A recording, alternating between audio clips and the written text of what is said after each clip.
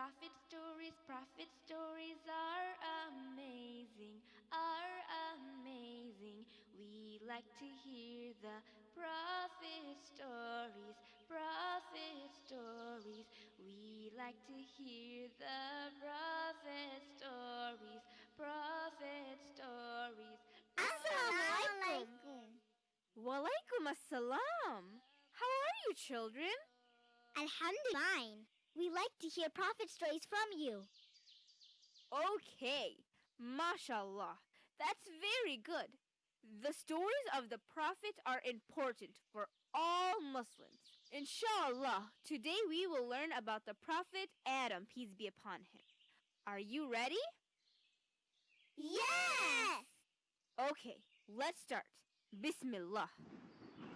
Long, long ago, Allah subhanahu wa ta'ala created the universe, the sun, the moon, and the earth.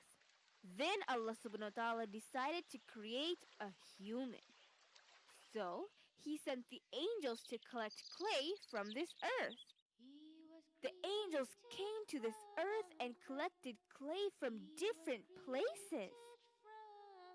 Then Allah subhanahu wa ta'ala made a shape of a man and called him Adam, peace be upon him.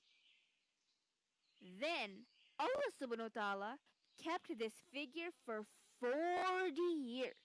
The angels and Iblis were wondering, what was that?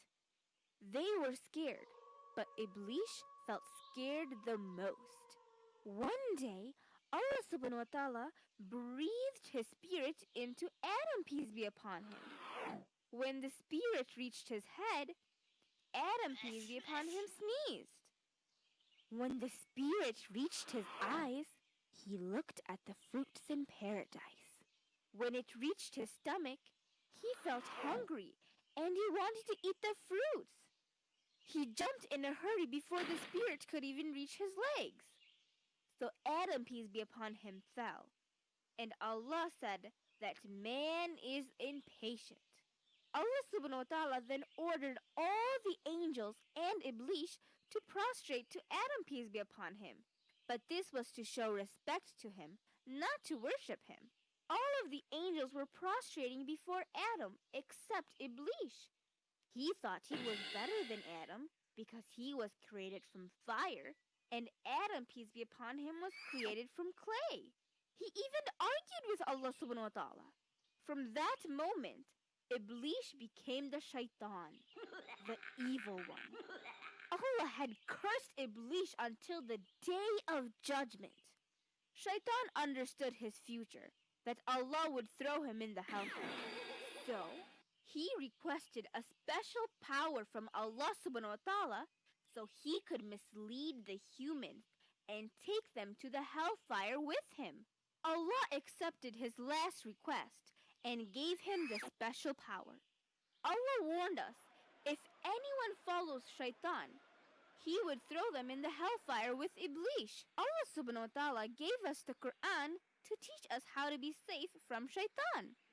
Why did Iblis want to mislead the human? Let's see. Does anyone know? Who can tell me? I can tell. Because of a human, he became Shaitan the evil. That made him very mad. He wanted to harm the human and take them to the hellfire with him. MashaAllah! That's great! He is the greatest enemy to all of us. Shaitan is the symbol of evil, the angels are the symbol of good, and humans, in this case Adam, is the symbol of knowledge. Adam was really smart because Allah had taught him all the names of everything. How was Eve, the mother of mankind, created? Well, as the years went by, Adam, peace be upon him, was alone in paradise, and he felt really lonely. One day, he slept for some time, and when he woke up, he saw a woman whom Allah subhanahu wa ta'ala created from his shortest left rib. Who are you? A woman, Why have you been created? so that you can find peace in me. The angels were trying to find out the knowledge of Adam, peace be upon him. So they asked him, Oh, Adam, what is her name? Eve, Why is her name Eve? because she was created from something living. Adam and Eve were living happily in paradise, and Allah subhanahu wa ta'ala gave them the permission to enjoy everything. Everything except for one tree. Allah told them Shaitan was their greatest enemy, and he would want both of them out of paradise. And they both understood that they were forbidden to eat the fruits of that tree. Many years had gone by, and Adam was only a human, and humans tend to forget.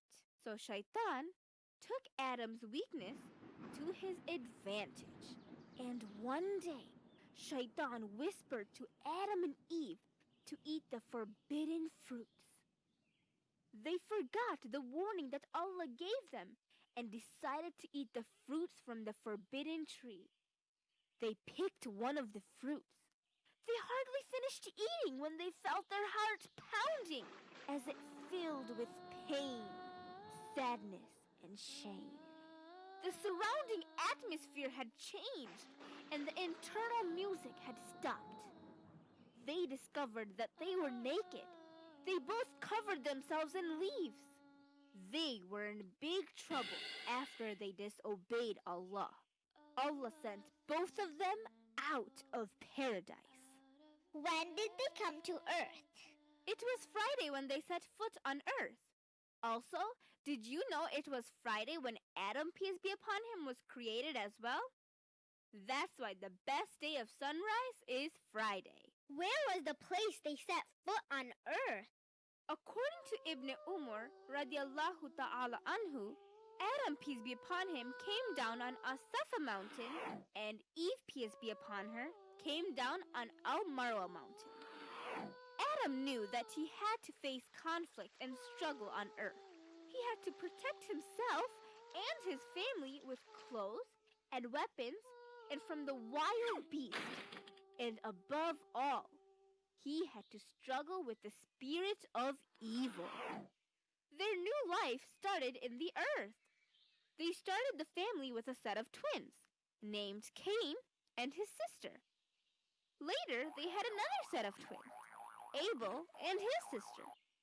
The family enjoyed the generous gifts and fruits from the earth provided by their Lord, Allah subhanahu wa ta'ala. The children grew up to be strong and healthy young adults. Cain was a farmer who grew crops in his land, and Abel was a shepherd who raised animals. When they were old enough to get married, Allah subhanahu wa ta'ala revealed to Adam, peace be upon him, that each son should marry their other twin sister. That meant that Abel should marry Cain's twin sister, and Cain should marry Abel's twin sister.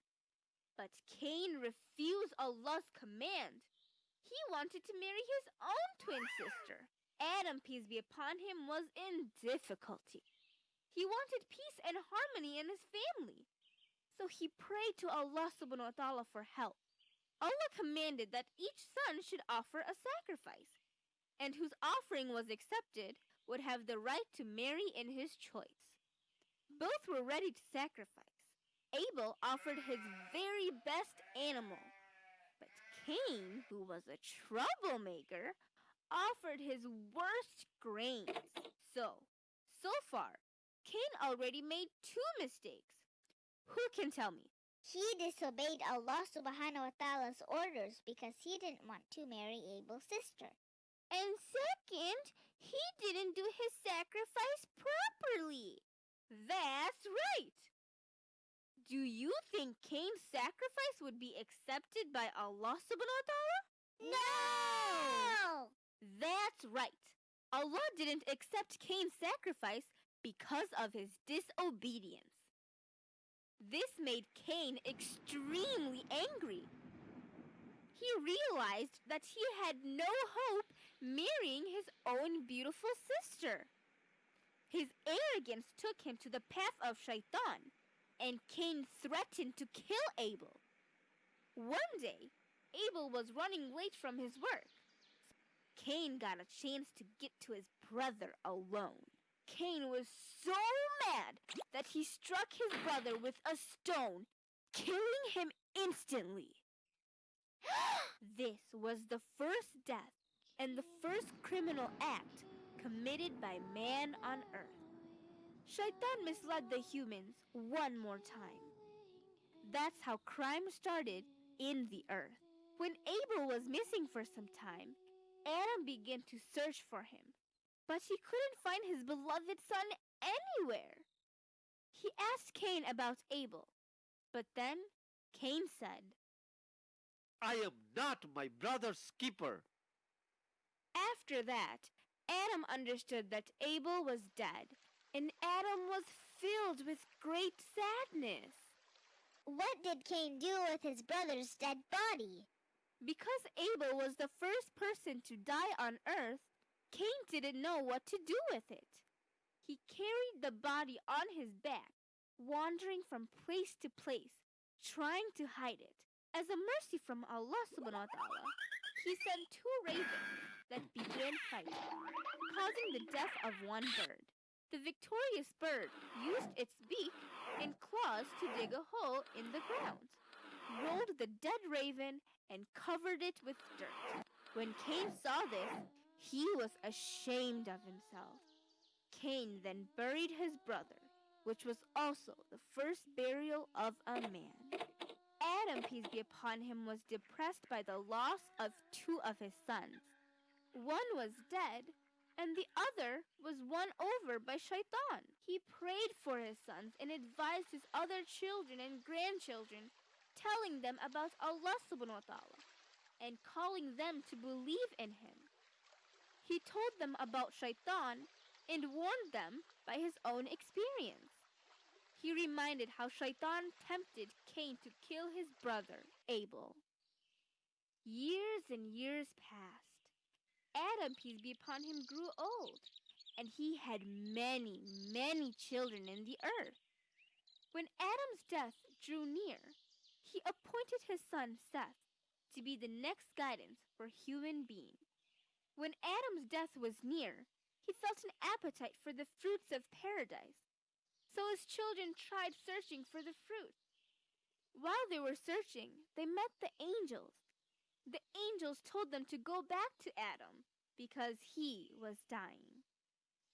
So they returned with the angels, and when Eve saw the angel of death, she recognized him and ran to Adam. Adam knew his wife was scared, but he told her that this was the time for him to go. And it's all because of Allah's will. Before his death, he told his children that Allah would never leave man alone on the earth, but he would send prophets to guide them. The prophets would have different names, traits, and miracles, but they would be united in one thing: to call to worship Allah alone. Adam, peace be upon him, closed his eyes, and the angels entered his room and surrounded him. When he recognized the angel of death among them, his heart smiled peacefully. So they took his soul and wrapped it. They prayed for him and dug a grave and laid him in it.